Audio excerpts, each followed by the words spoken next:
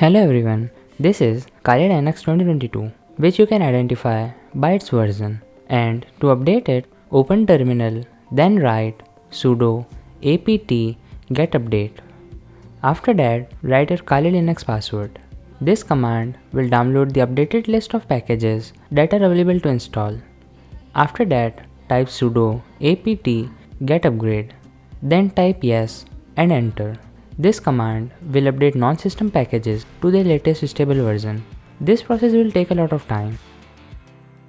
At last, type sudo apt-get dist-upgrade. This command will upgrade our system to latest stable version. Now, our Kali Linux is upgraded to latest version, and 2023 version of Kali Linux is looking pretty good.